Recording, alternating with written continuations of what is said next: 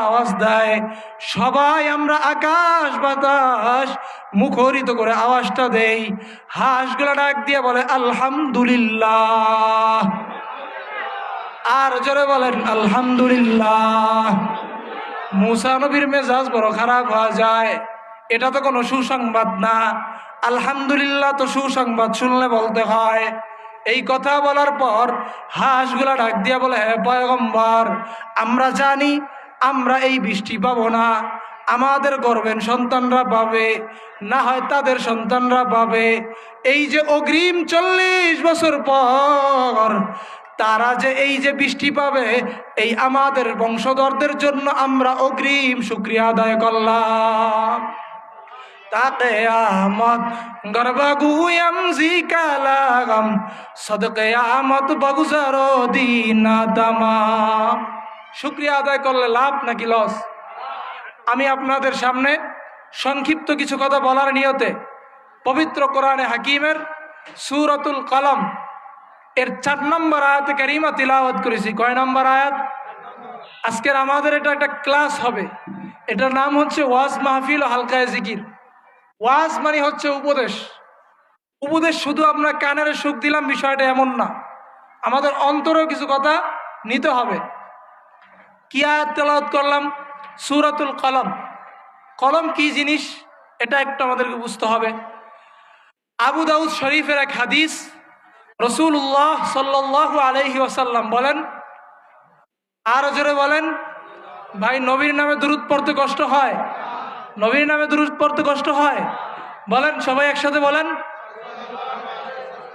কি লাভ হয়েছে জানেন? 1 নম্বর, রাসূল বলেন, মান সাল্লা আলাইয়া ওয়াহিদা সাল্লাল্লাহু আলাইহি আশরা। যে ব্যক্তি একবার পড়লো আমার উপরে দুরূদ, আল্লাহ তার উপরে সাথে সাথে 10টা রহমত নাজিল করে দিস। আর আস্তে করে বলেন। তাহলে নবীর উপরে দুরূদ পড়লে লাভ নাকি লস? রাসূল বলেন, আবু দাউদের হাদিস, ইন্না আউওয়ালা মা খালাকাল্লাহ আল কলম। আল্লাহ তাআলা দুনিয়াতে যে জিনিসটা সর্বপ্রথম সৃষ্টি করেছেন ওই জিনিসটার নাম হলো কলম। বলেন সুবহানাল্লাহ। কি সৃষ্টি করেছেন আল্লাহ? আরো জোরে বলেন, কলম। পাশে একটা কথা বইলা নেই, ইসলামের শুরু আর দুনিয়ার শুরু যদি আপনি গবেষণা করেন, 2টা জিনিস দেখতে পারবেন। কয়টা জিনিস? আরো জোরে বলেন, আবার বলেন। 1 নাম্বার, আল্লাহ প্রথম কি সৃষ্টি করেছেন? আরো জোরে বলেন, কলম সৃষ্টি করেছেন। কলম সৃষ্টি করার পর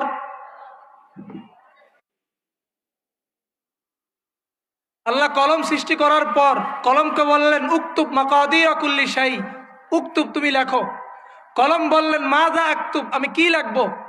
আল্লাহ বলেন, উক্তুব মাকাদির কুল্লি শাই, তুমি সকল ভাগ্য গণনাগুলো কিয়ামত পর্যন্ত লিখতে থাকো। বলেন সুবহানাল্লাহ। তাহলে দুনিয়া গবেষণা করলে আমরা 1 নম্বরে কি পাইলাম?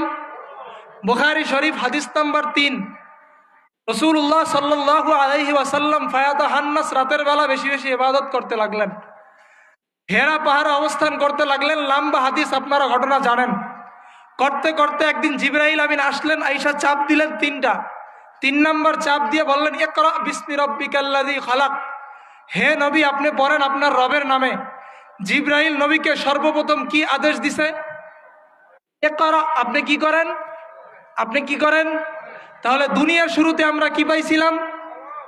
ইসলামের শুরুতে আমরা কি পাইলাম? তাহলে কলম দিয়া কি করে? আরো জোরে বলেন। আর মুখ দিয়ে হচ্ছে পড়ে। তাহলে লেখা আর কিন্তু আজকে অত্যন্ত দুঃখ এবং পরিতাপের বিষয়, আমাদের সমাজে লেখাও নাই, পড়াও নাই। শিক্ষিত আর অশিক্ষিত সবাই আমাদের অবসর সময়গুলো, ফ্রি টাইমগুলো আমরা কি করি?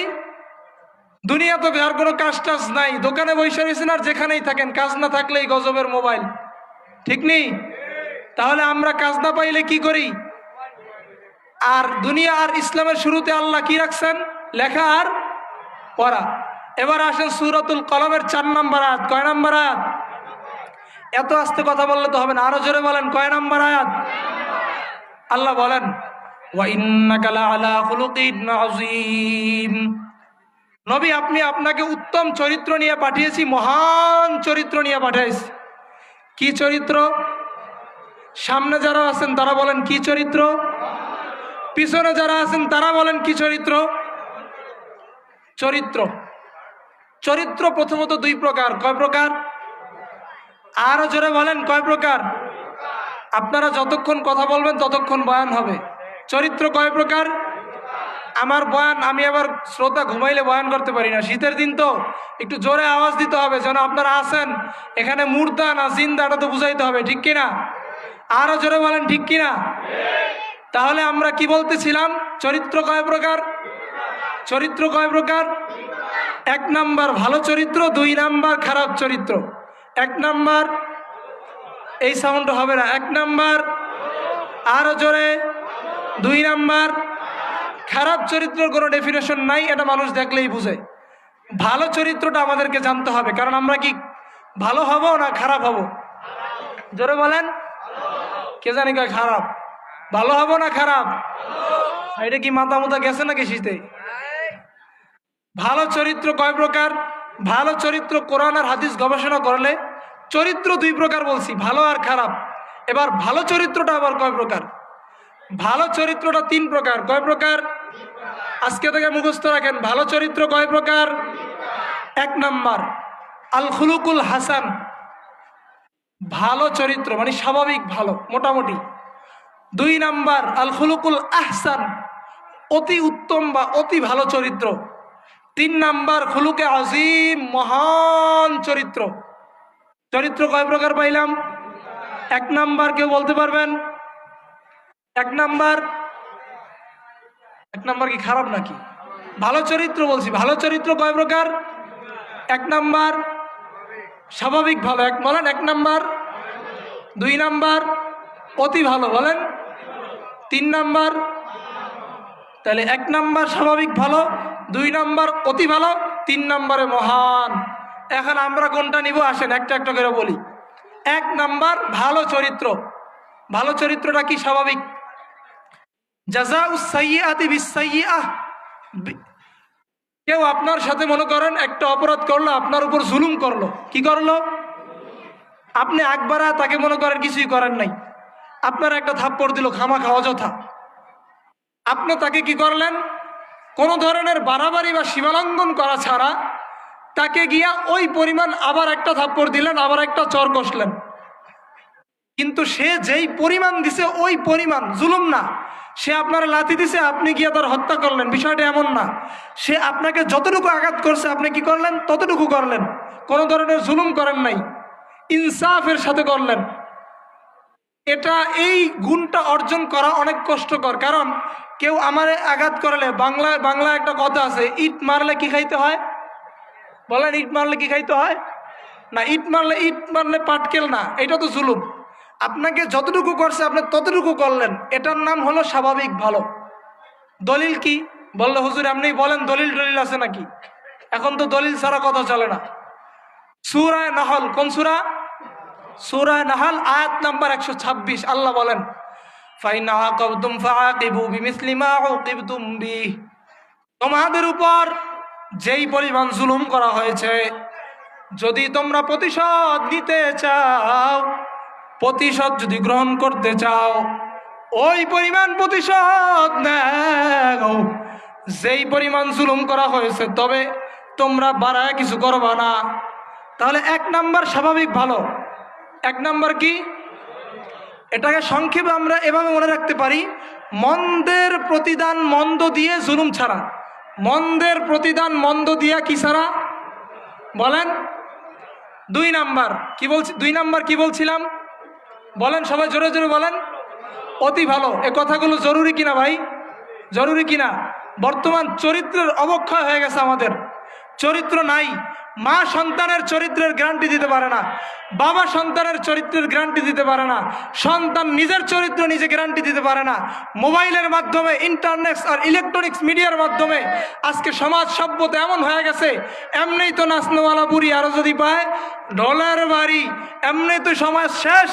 অন্যদিকে আবার প্রত্যেকটা স্কুল আর বিভিন্ন শিক্ষা প্রতিষ্ঠানে গানের শিক্ষক নিয়োগ দেওয়ার এক পায়ে তারা চলতেছে, ঠিক কিনা বলেন? আরো জোরে বলেন ঠিক কিনা? চরিত্র হেফাজত দরকার আছে না নাই? চরিত্র তো আমাদের শেষ। ভালো চরিত্র, উত্তম চরিত্র 2 নাম্বার, জাযাউস সাইয়্যাতি বিল মাগফিরাহ। কেউ আপনার উপর অন্যায় করছে, আপনি তাকে মাফ করে দেন, কিছু বলেন নাই। ঘটনা আপনারা দেখছেন, এই যে কয়েকদিন আগে ইন্তেকাল করলো ওসমান হাদি নামের এক যুবক, কি নাম শুনছেন? আপনারা দেখছেন, সে যখন নির্বাচনী প্রচারণা করতেছে তখন তাকে ওই যে এক বাড়ির থেকে কি পানি না কি মারছিল, সে কি বলছে? আপনি পারলে আরো মারেন, আমি আপনাকে কিছুই বলবো না। এটার নাম ভালো চরিত্র। আমাদের অবস্থা কি? বিভিন্ন গাড়িতে আমরা সফর করি, বিভিন্ন সময় যখন রাস্তাঘাটে চলি, এক সন্তান যদি অন্যায় করে, আগের দিনে আমরা দেখছি গ্রাম এলাকায় ঘড়িটা পর্যন্ত মুরব্বীদের সামনে পড়তো না, আর এখন মুরব্বীর সামনে যদি কেউ অন্যায় করে আর মুরব্বী যদি বলে, এই ছেলে তুমি এটা করো কেন, পাশে বাবা জবাব দেয়, আমার ছেলেকে আপনি বলার কে? ঠিক নেই? এই কথা যেই দিন থেকে শুরু হয়েছে, ওই দিন থেকে যুবক যুবতী এখন আর মা নিজের চরিত্রের গ্যারান্টি দিবে দূরের কথা, কেমন বেহায়া বাপ, কেমন বেলাজা বাপ। ছেলে অন্যায় করছে, বাবাকে জিজ্ঞাসা করবেন তোমার ছেলে এই আকাম করলে কেন? বাপ জবাব দেয়, এই বয়সে আমরাও করি। কি নাউজুবিল্লাহ বলবেন না? ভাই তোমার ছেলে 14ই ফেব্রুয়ারি মেয়ে নিয়ে ঘুরে কেন? কয় পোলাপান, ছোট মানুষ একটু ঘুরতেই পারে। অথচ হাজি সাহেব, তাজা হাজি সাহেব, 7 লাখ টাকার প্যাকেজের হাজি। তো 2 নাম্বার কি চরিত্র? অতি ভালো, জাযাউস সাইয়্যাতি বিল মাগফিরাহ, মন্দের প্রতিদান ক্ষমার মাধ্যমে। দলিল এই আয়াত, ওয়ালা ইন সাবারতুম লাহুয়া খায়রুল লিস-সাবিরিন। ওয়ালা ইন সাবারতুম, আর যদি তুমি প্রতিশোধ না নিয়ে ধৈর্য ধারণ করো, মাফ করে দাও, আল্লাহ বলেন এটাই তোমাদের জন্য উত্তম। তাহলে 2টা পাইলাম। 3 নাম্বার খুলুকে আজিম, মহান চরিত্র। মহান চরিত্রটা কি? মহান চরিত্রটা হলো জাযাউস সাইয়্যাতি বিল মাগফিরাতি ওয়াল ইহসান।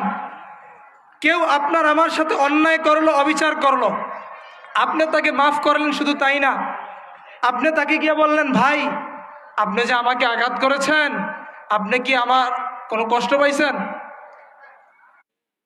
মানে তাকে আপনি শুধু মাফ করলেন, বিষয়টা এমন না, তাকে গিয়ে আপনি কি বললেন?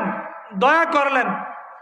এমনটাই চরিত্র ছিল দোজাহানের শ্রেষ্ঠ মহামানব, আখিরি জামানার পয়গম্বর মুহাম্মদ আরবি রাসূলুল্লাহ সাল্লাল্লাহু আলাইহি ওয়াসাল্লাম। কেমন নবীর মহান চরিত্র, আমি আপনাদের সামনে কয়েকটা দৃষ্টান্ত দিব যতক্ষণ সময় হয়। নবীর চরিত্রটা কেমন উত্তম ছিল। হ্যাঁ, ক্ষেত্র বিশেষ, কেউ আপনার সাথে অন্যায় করলে অন্যায়ের মোকাবেলা করতে হবে, তবে সেটা মুমিন ভাইয়ের সাথে না, সেটা করতে হবে বাতিলের বিরুদ্ধে রণাঙ্গনে, জিহাদের ময়দানে। কাফের যখন আমার নবীকে কটূক্তি করবে, কাফের যখন আল্লাহকে গালি দিবে, তখন তো চুপ থাকলে হবে নাকি? তখন গিয়ে বলবেন, স্যার আপনি কি বলছেন, সরি। তাকে গিয়ে এই কথা বলবেন নাকি? তখন সরি আর ডরি নেই, ওলামা একরামদের ভূমিকা উত্তীর্ণ হয়ে ওলামা একরামদের সাথে মাঠে নামতে হবে, তখন তার দাঁত ভাঙ্গা জবাব দিতে হবে। ঠিক কিনা বলেন? তাহলে মহান চরিত্র, কেউ অন্যায় করলে তাকে মাফ করবেন, মাফের পাশাপাশি আবার দয়াও করবেন। কেমন দয়া করবেন? একটা হাদিস বললে আপনারা বুঝে আসবে। আল্লাহ রাসূলুল্লাহ সাল্লাল্লাহু আলাইহি ওয়াসাল্লামের জীবনীটা আমরা একটু দেখি। 1 নাম্বার, নবীজির শরীরের উপরে কষ্ট আসছে। কিসের উপরে? কিসের উপরে? আচ্ছা, আমি এই যে সারা নামাজ পড়লাম, আমাকে কেউ মারছে নামাজ পড়ার কারণে? আমাকে কেউ পাথর মারছে? সহিহ বুখারী হাদিস নাম্বার 3231। কত নাম্বার? 3231 নাম্বার হাদিস। আন আয়েশা সিদ্দিকাহ রাদিয়াল্লাহু তাআলা আনহা ক্বালাত, আম্মাজান আয়েশা রাদিয়াল্লাহু তাআলা আনহা বলেন, কুলতু লিন নবী সাল্লাল্লাহু আলাইহি ওয়াসাল্লাম, আমি আল্লাহর নবীর স্ত্রী, আমি উম্মুল মুমিনিন পয়গম্বরকে একদিন জিজ্ঞাসা করলাম, ও দুনিয়ার উম্মত তোমরা শুনো, চক্ষু দুইটা এখন একটু বন্ধ করে মনটা নরম করে নাও। আমি আল্লাহর নবীকে প্রশ্ন করলাম, হে পয়গম্বর, হাল আতা আলাইকা ইয়াউমুন কানা আশাদ্দা মিন ইয়াউমি উহুদ। ওগো নবী, উহুদের ময়দানে আপনার এত কষ্ট, এত মুসিবত, উহুদের ময়দানে আপনি কত কষ্ট সহ্য করলেন, আপনার দান মোবারক শহীদ হয়ে যায়। উহুদের ময়দানে এত কষ্ট নবী সহ্য করেছেন। ও নবী, আমি জানতে চাই উহুদের ময়দানের থেকে আর কোনো কষ্টের দিন আপনার জীবনে আছে কিনা? আম্মা জান আয়েশার কথা শোনার পর পয়গম্বর ডাক দিয়া বলে, আয়েশা, লাকাদ লাকিতু মিন কওমিকি মা লাকিতু। ও আয়েশা, উহুদের ময়দানে আমি যা কষ্ট পাওয়ার তা তো পাইলাম। ও আয়েশা, কানা আসাদ্দা মিন ইয়াউমি উহুদ ইয়াউমাল আকাবা। উহুদের ময়দানের কষ্টের দিনের থেকেও আমার জীবনে একটা কষ্টের দিন আছে। ওই দিনটার নাম হলো আকাবার দিন। আকাবার দিন আমি মক্কা ছেড়ে তায়েফের ময়দানে গেলাম। তায়েফের ময়দানে যাওয়ার পর ইদ আরাস্তু নাফসি আলা ইবনে আব্দি ইয়ালিল ইবনে আব্দি কুলাল, আমি ইবনে আব্দি ইয়ালিল ইবনে আব্দি কুলালের সামনে গেলাম। তিন ব্যক্তির কাছে আমি গেলাম।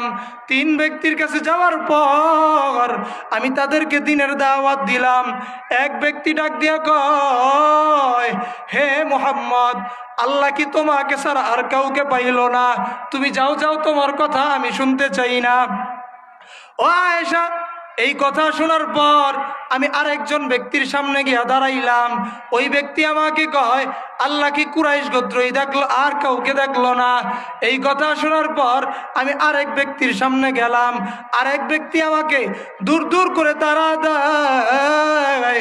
সিরাত ইবনে হিশামের মধ্যে লেখা হয়, সিরাতে মুস্তফার মধ্যে লেখা হয়, মায়ার নবী মনটা খারাপ করিয়া যখন রওয়ানা সামনে হাঁটতে লাগলেন, নবী আমার বলেন, ও আয়েশা, আনা মাহমুম, আমি চিন্তায় যখন হাঁটতে লাগলাম, চতুর্দিক থেকে হঠাৎ করে নাবালক সন্তান, ছোট ছোট বাচ্চারা আমাকে ঘিরা ফেরায়। ওই সময় আমি তাকে দেখি আমার ডানেও কেউ নাই, আমার বামেও কেউ নাই, আমার সামনেও কেউ নাই, আমার পিছনেও কেউ নাই। শুধু একজন ব্যক্তি দেখা যায়, তার নাম হলো যায়েদ বিন হারেসা। যায়েদ বিন হারেসাকে আমি পাইলাম।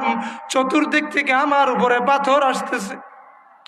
ও আয়েশা, যখন চতুর্দিক থেকে পাথর আসতেছে, ও চতুর্দিক থেকে পাথর, আমি যখন ওই বিক্ষিপ্ত বৃষ্টির মতো যখন পাথরগুলো আসতেছে, ও আয়েশা, আমি তাকে দেখি যায়েদ বিন হারেসা একবার সামনে যায়, যায়েদ বিন হারেসা আবার পিছনে যায়, যায়েদ বিন হারেসা আবার সামনে যায়, ডানে যায়।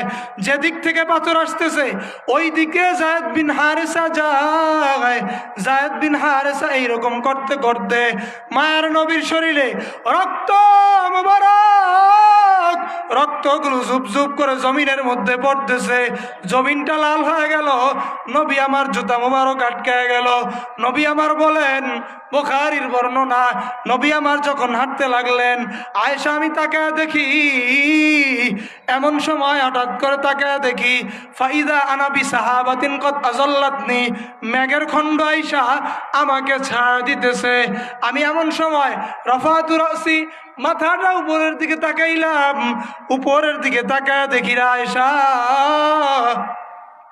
উপরের দিকে তাকায় দেখি ফানাদানি জিবরাইল, জিবরাইল আমাকে আয়েশা ডাক দেয়।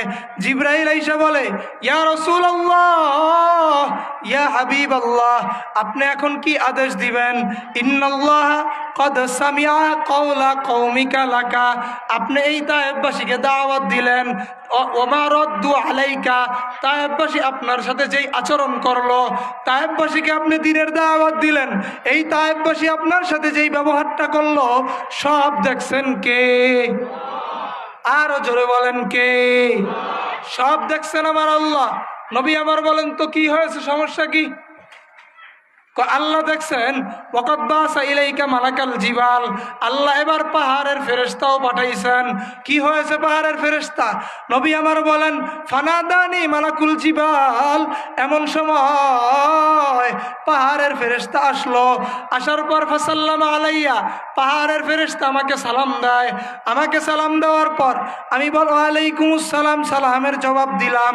পাহাড়ের ফেরেশতা বলে, ও নবী, ইনশিতি, যদি আপনি চান, খেয়াল করেন, হে নবী, যদি আপনি চান, আন উতবিকাল আখবাশাইনে আলাইহিম, এই যে দুই পাশে দুইটা পাহাড়, এই দুইটা পাহাড় দিয়ে আমি জোরে একটা চাপা দিয়া তায়েফবাসী ধ্বংস করে দেই। চিন্তা করেন তো, আপনি আমি হইলে কি বলতাম ওই জায়গায়? আবার আপনার উপরে যদি বৃষ্টি আসতো, তা পাথর পাথর সাত সাত বৃষ্টি মিয়া পানির বৃষ্টি না কিসের বৃষ্টি? পাথরের বৃষ্টি আসতো, তাহলে কি বলতাম? নবী আমার এই কথা শোনার পর নবী আমার ডাক দিয়া বলে, না না না, খবরদার খবরদার, এই কাজ তোমরা করবা না। বাল আরজু আইয়ুখরিজাল্লাহ মিন আসলাবিহিম মাইয়াবুদুল্লাহ ওয়ালা ইউশরিকু বিহি শাইআ। নবী আমার বলেন, আমি চাই, আমি আল্লাহর কাছে আশাবাদী, আমার আল্লাহ আজকে আর আমার কথা শুনে নাই, আজকে আমার কথা মানে নাই। এই তায়েববাসী থেকে এমন জাতি আল্লাহ বের করবেন, যেই জাতি আল্লাহর ইবাদত করবে, আল্লাহর সাথে কাউকে শরীক করবে না।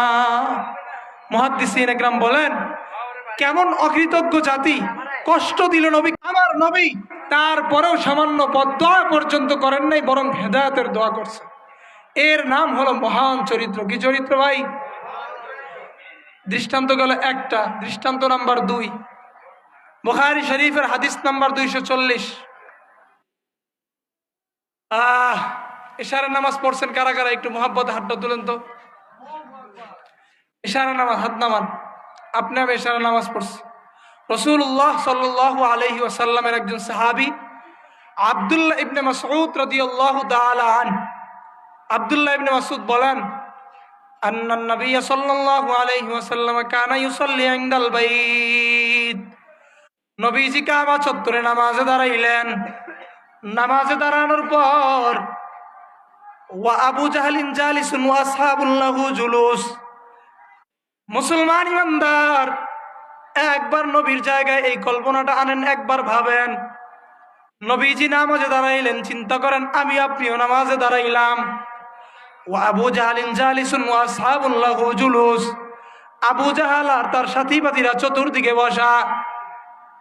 আইয়ুকুম ইয়াজিউ বিসালাত জাসুরি বনি ফুলান ইয ক্বালা বা'দুহুম লিবাদিন। একজন আরেকজনকে ডাক দিয়া কয়, তোমাদের মধ্যে এমন কে আছে, তোমাদের মধ্যে কে পারবা অমুক এলাকায় যাইবা, অমুক এলাকায় যাওয়ার পর উটের নারী বুড়ি, উটের রক্ত, বুখারীর 520 নম্বর হাদিসে আসছে উটের রক্ত, উটের পায়খানা, আর বুখারীর 240 নম্বর হাদিসে আসছে উটের নারী বুড়িগুলা, এই 3টা জিনিস আনবা। আনার পর ফাইদা সাজাদা, মুহাম্মদ যখন সেজদায় যাবে, ওয়াদাহু আলা যহরিহি, নবীর পিঠের উপর রেখে দিবা। ফামবাআত আশকাল কওম, হতভাগা এক লোক তারা যায়, তার নাম হলো উকবাহ ইবনে আবি মুআইদ। উকবাহ ইবনে আবি মুআইদ দাঁড়া যায়, দাঁড়ায় বলে আমি পারবো। কি আনবা? ফাজা আবিহি, উকবাহ ইবনে আবি মুআইদ উটে নারী বুড়ি, উটের রক্ত আর উটের মাংসগুলো আনছে। উটের রক্ত আর উটের মাংস, উটের নারী বুড়িগুলা, উটের পায়খানাগুলো আনার পর ফাইদা সাজাদান নবী সাল্লাল্লাহু আলাইহি ওয়াসাল্লাম, নবীজি যখন সিজদায় গেলেন, ওয়াদাহু আলা যহরিহি বাইনা কাতিফাই, নবীর পিঠ আর কাঁধের মাঝখানে রেখে দিলেন। দুনিয়ার মুসলমান একবার ভাবেন, আপনি আমি ও নামাজ পড়ি, নবীজি নামাজ পড়ছেন, এই যে মসজিদে কত আরামে নামাজ পড়লাম, কেউ আমাকে বাধা দেয় না। আল্লাহ আর নবীর পরে 2 জগতের সর্বশ্রেষ্ঠ মহামানবের নাম কি? আল্লাহর পরে সবচেয়ে মহামানবের নাম কি? আরো জোরে বলেন, সবচেয়ে মহামানবের নাম কি? মুহাম্মাদুর রাসূলুল্লাহ। ওই নবী সিজদায়, ওই নবীর মাথার উপরে উটের নারী বুড়িগুলা যখন রেখে দেয়, আব্দুল্লাহ ইবনে মাসউদ বলেন, আমি তাকে দেখতেছি, লাম ইয়ারফা রাসাহ, নবীজি তার মাথা উঠাইতে পারতেছিল না। আমি যখন তাকে দেখলাম, আমার কিছু করার নাই। এমন সময় ফাতেমা আসলেন। ফাতেমা আয়েশা নবীজির মাথার উপর থেকে ওগুলা সরাইলেন। ওগুলা সরানোর পর নবীজি মাথা উঠাইলেন। এই যে নবী এত কষ্ট করলেন, এরপরও শুধু তাই না, রাসূলের একজন সাহাবী, আল্লাহর নবী এত কষ্ট করার পরেও নবীজি কোনোদিন নামাজ ছেড়ে দিয়েছেন কিনা বলেন? নবী নামাজ ছাড়ছেন? শুধু কি তাই? মাজমাউ যাওয়ায়েদ ওয়া মানবাউল ফাওয়ায়েদের 2 নম্বর খণ্ডে 265 নম্বর পৃষ্ঠা আছে। হযরত ফাতেমা একদিন নবীর কাছে আসছে। নবীজি ঘরে সফর থেকে আসলে নবীজি আগে ইয়াবদাউ বিল মসজিদ, মসজিদে যাইতেন, সুম্মা ইউসাল্লি রাকাতাইন, নবীজি 2 রাকাত নামাজ পড়তেন, নামাজ পড়ে ফাতেমার কাছে আসতেন, এরপর স্ত্রীদের কাছে যাইতেন। ফাতেমার কাছে একদিন আসছে, আসার পর ফাতেমা নবীজিকে দেখা মুখে আর চোখে চুমা দিলেন। ফাতেমা কান্না করতেছে, তাবকি, ফাতেমা কান্না করতেছে। নবীজি বলেন, ফাতেমা তুমি কান্না করতেছে কেন? মা ইউবকি কি ইয়া ফাতেমা? তখন ফাতেমা বলে, ইয়া আব্বা, আপনার চেহারাটা তো বিভৎস কেন? আপনার চোখটা এত কালো কেন? আপনার জামাটা পিছন দিয়ে বেঈমানটা টান দিয়ে মারছে না, আপনার জামাটা ছিঁড়ে ফেলছে। নবীজিকে, আয়েশা তুমি কান্না করো না। আমার নবী হাসে। আমার নবী ডাক দিয়ে বলে, আয়েশা শুনো, ইন্নাল্লাহ আযজা ওয়া জাল্লা বাআসা আবাকা আলা আমরিন, তোমার বাবাকে আল্লাহ এমন এক ধর্ম নিয়ে পাঠাইছেন, লা ইয়াবকা আলা আহলিল আরদ, লা ইয়াবকা আলাল ওয়াজহিল আরদ, এই জমিনের মধ্যে বাইতু মাদার ওয়ালা ওয়াবার ওয়ালা শারুন ইল্লা আদখালাহুল্লাহ আযজা ওয়া জাল্লা ইজ্জান আও যুল্লান। আল্লাহ অচিরেই তোমার বাবাকে এই মনে এক ধর্ম নিয়ে পাঠাইছেন, যেই ধর্ম এমন কোনো ঘাস, এমন কোনো তৃণলতা, এমন কোনো ঘর, এমন কোনো কাঁচা ইট, এমন কোনো সাদা ইট বাকি থাকবে না। গোটা দুনিয়া ইসলামের রঙে রঙিন হয়ে যাবে। মুসলমান, আমি আপনাদেরকে বলতে চাই, হযরত চলে আসছেন। আমি আপনাদেরকে বলতে চাই, যেই জিনিসটা চরিত্র হলো, উত্তম চরিত্র আমাদেরকে নিতে হবে। আর এই উত্তম চরিত্রটাই হলো মহানবী সাল্লাল্লাহু আলাইহি ওয়াসাল্লামের চরিত্র।